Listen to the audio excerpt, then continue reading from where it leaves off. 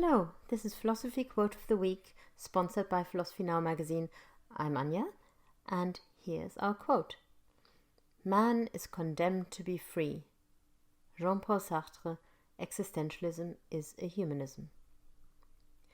Being free is usually deemed to be a good thing. It contrasts with being determined or coerced or perhaps even enslaved.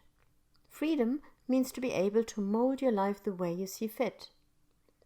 However, there's something else that accompanies freedom, something inextricably joined to it, and that is responsibility. Freedom and responsibility come as a kind of package deal. You cannot have one without the other. So, freedom to do as you like seems attractive, but you must always bear in mind that you have to accept full responsibility for your free actions and for their consequences. Are you beginning to see why freedom is not as lovely as it initially sounds? There's more though. All our free choices have to be made in an information-poor environment. The world never gives us enough information to enable us to definitively do the right thing. How do we even know what the right thing is? And yet we have to make choices.